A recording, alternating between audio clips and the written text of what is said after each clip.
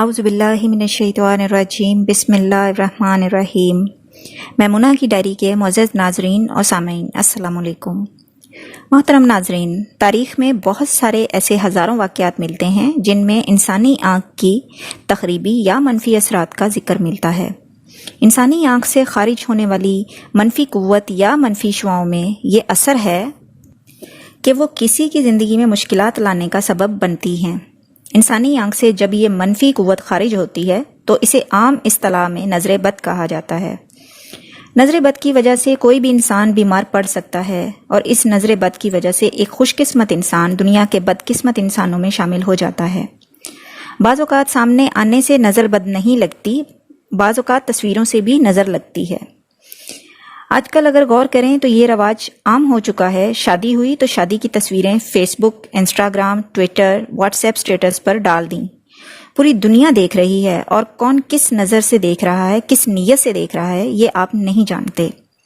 پھر جب کوئی بچہ پیدا ہوا تو اس کے پہلے دن کی تصاویر ڈال دیتے ہیں، اور وہ بھی ایک معصوم بچہ جس پر ابھی کوئی پروٹیکشن لیئر بھی نہیں ہوتی، جس کی وجہ سے وہ معصوم بچہ پہلی کلکاری لینے سے پہلے ہی نظر بد کا شکار ہو جاتا ہے۔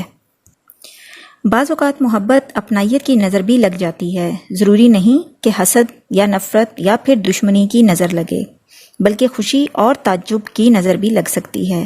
یعنی انسان جب کسی چیز کو دیکھتا ہے تو حیران ہو جاتا ہے، وہاں وہ ماشاءاللہ کہنے کی بجائے واو، بیوٹیفل، گارجس جیسے الفاظ ادا کرتا ہے۔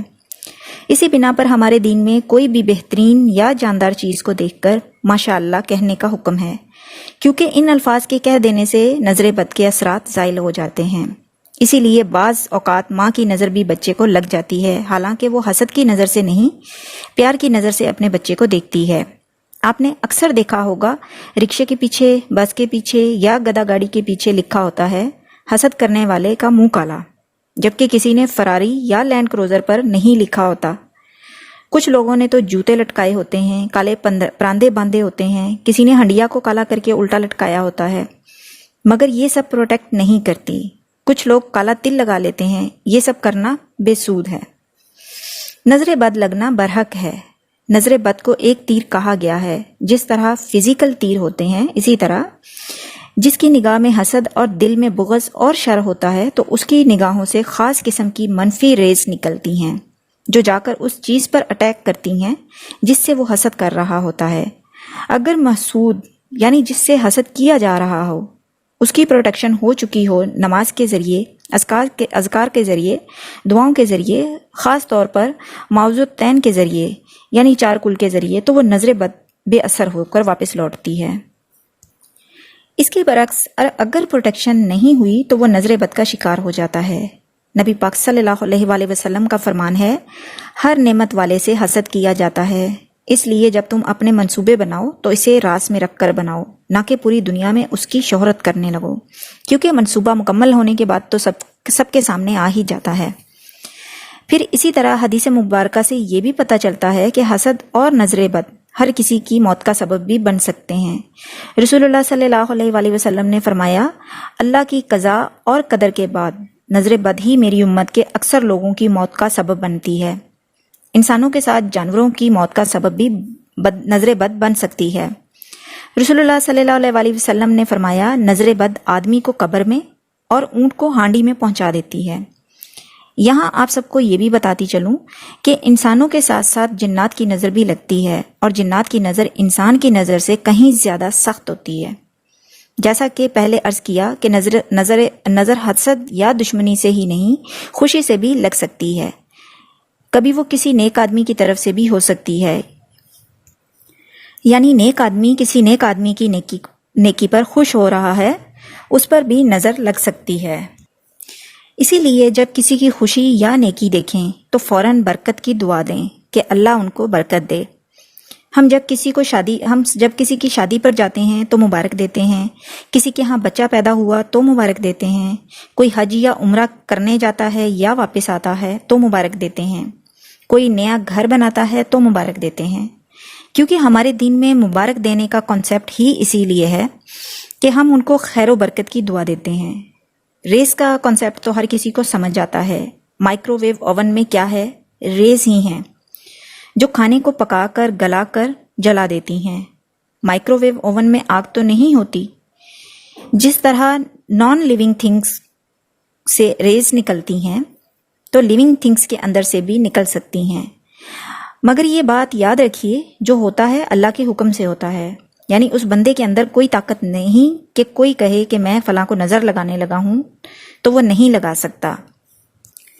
اس میں سب سے بڑی وجہ دین سے دوری، نماز اور قرآن اذکار سے دوری، کیونکہ نماز اور اذکار ایک ایسا قلعہ ہے جس نے یہ ادا کی وہ اس قلعے میں داخل ہو گیا اور باہر والا پھر قلعے کے اندر والے پر قابو نہیں پا سکتا۔ اب نظر بد کی جسم پر علامتوں کی بات کریں تو یہ بھی حقیقت ہے کہ نظر بد کو بعض مخصوص جسمانی علامات ظاہر کرتی ہیں، مثلا چہرے پہ دھبے پڑ جانا، مثلا چھائیاں وغیرہ، بچوں کا بلا وجہ روتے جانا، جسم کا بلا وجہ کمزور ہونا، کھانے پینے کے باوجود جسم کا سوکھتے جانا، اچانک چلتے چلتے گر جانا۔ رسول اللہ صلی اللہ علیہ وآلہ وسلم نے فرمایا، بے شک نظر بد اللہ کے حکم سے آدمی کو دیوانہ کر دیتی ہے، حتیٰ کہ بعض اوقات وہ اونچی جگہ چڑھتا ہے اور پھر وہاں سے گر پڑتا ہے۔ ایک اور جگہ آپ صلی اللہ علیہ وسلم نے ارشاد فرمایا کہ نظر لگنا برحق ہے اور یہ اوپر چڑھنے والے کو پھسلا دیتی ہے۔ اس کے دو مطلب ہیں، ایک تو بلندی پر چڑھنا اور ایک کام یا کامیابی کی وجہ سے اوپر اوپر اوپر چڑھتے جانا۔ دونوں طرح سے آپ صلی اللہ علیہ وآلہ وسلم نے فرمایا کہ برکت کی دعا دیں۔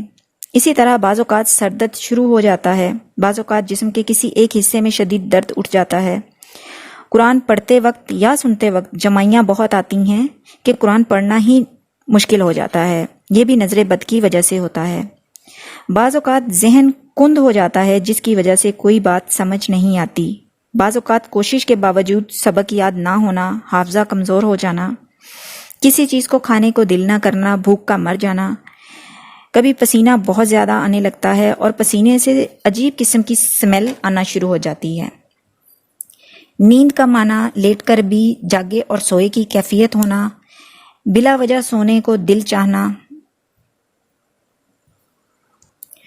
مجلس اور گھر والوں کو اوائڈ کرنا، ان کے ساتھ بیٹھنے کو دل نہ کرنا، مال میں، رزق میں، کمائی میں برکت نہ ہونا، دوسرے لوگوں کے بارے میں شک میں مبتلا رہنا کہ یہ لوگ مجھے گھورتے ہیں، یہ بھی نظر لگنے کی علامت میں سے ایک ہے۔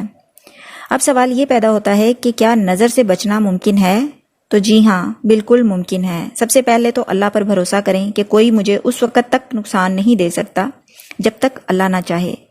دوسری بات یہ کہ صرف اللہ کی پناہ لیں کہ یا اللہ تو ہمیں پروٹیکٹ کر، مجھے اپنی حفاظت میں لے لے اور مجھے شر سے بچا لے۔ تیسری چیز، نعمتوں کو چھپا کر رکھیں، نئی نئی چیزوں کو میڈیا فیس بک پر مت پوسٹ کریں صرف لائکس لینے کے لیے۔ آپ اپنی زندگی جئیں، دکھاوے کی زندگی نہ جئیں۔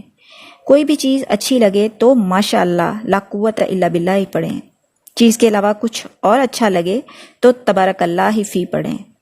کسی کے گلے میں تعویذ باندھ دینا، اور انسان ہو یا جانور، تو اللہ کے رسول صلی اللہ علیہ وآلہ وسلم نے ان چیزوں کو کاٹ دینے کا حکم دیا ہے۔ یہ چیزیں پروٹیکٹ نہیں کرتی۔ ہر رات سونے سے پہلے سورہ فاتحہ، آیت الکرسی اور معوذتین پڑھ کر بچوں پر بھی پھونکیں اور اپنے ہاتھوں پر پھونک کر جسم کے جس حصے تک ہاتھ پہنچ سکیں وہاں پھیریں۔ رسول اللہ صلی اللہ علیہ وآلہ وسلم بھی اس عمل کو کیا کرتے تھے۔ بلکہ ہر ماں کو یہ طریقہ پتہ ہونا چاہیے اور یہ طریقہ آنا چاہیے، یہاں تک کہ کسی مجلس یا لوگوں میں جانے سے پہلے بھی یہ عمل کیا کریں۔ نظر لگنے کا ایک اور علاج غسل کرنا بھی ہے، بیری کے پتوں سے۔ پھر جس کی نظر لگی ہو اس کے وضو کا پانی لے کر جسم پر ڈالیں تو اس سے بھی نظر دور ہوتی ہے۔ اگر وہ اپنے وضو کا پانی نہ دے تو اس کا جھوٹا پانی پی کر بھی فائدہ ہوتا ہے۔ زیتون کا تیل پینا بھی فائدہ مند ہے۔ آب زمزم دم کر کے پینا بھی فائدہ مند ہے۔ رسول اللہ صلی اللہ علیہ وآلہ وسلم کا ارشاد پاک ہے کہ زیتون کا تیل کھاؤ بھی اور لگاؤ بھی، کیونکہ یہ ایک مبارک درخت ہے۔ اس کے علاوہ دم والا پانی ناک میں ڈالنا اور جھاڑنا، یہ بھی علاج ہے۔ اجوا کھجور کھانا، حدیث میں آتا ہے جس دن صبح جو 7 اجوا کھجوریں کھا لے اس دن کوئی جادو یا زہر اثر نہیں کرے گا۔ شہد، زیتون کا تیل اور کلونجی کا تیل برابر مقدار میں لے کر مکس کر کے کھانے سے بھی نظر بد دور ہوتی ہے۔ حجامہ کروانا بھی بہترین علاج ہے نظر بد کا۔ علاج کی نیت سے صدقہ کرنا، ایک صدقہ ہوتا ہے انسان روزانہ کچھ نہ کچھ اللہ کے راستے میں دیتا ہے، اور ایک اس لیے ہوتا ہے کہ میرا علاج ہو جائے، حسب توفیق کچھ بھی ہو۔ اس کے علاوہ وہ گھر میں سے ایسی چیزیں نکال دے جس کی وجہ سے برکت نہ ہو، جیسے کتا وغیرہ، تصویریں، کیونکہ ان کی وجہ سے رحمت کے فرشتے گھر میں نہیں آتے۔ ایک مرتبہ حضرت جبرائیل علیہ السلام نے آپ صلی اللہ علیہ وآلہ وسلم کے پاس آنا تھا، مگر حضرت جبرائیل علیہ السلام نہیں آئے۔ تو آپ صلی اللہ علیہ وآلہ وسلم نے دیکھا کہ جہاں آپ لیٹے تھے اس کے نیچے ایک کتے کا بچہ بیٹھا تھا۔ جب وہ گیا تو حضرت جبرائیل علیہ السلام آئے، انہوں نے فرمایا کہ ہم ایسے گھر میں داخل نہیں ہوتے۔ ان سب کے ساتھ نماز کی پابندی از حد ضروری ہے۔ امید کرتی ہوں کہ میری آج کی ویڈیو بھی آپ کو پسند آئی ہوگی۔ نیک تمناؤں، نیک دعاؤں کے ساتھ آپ سب سے اجازت چاہوں گی۔ اللہ پاک سب کا حامی و ناصر ہو۔ اللہ نگہبان۔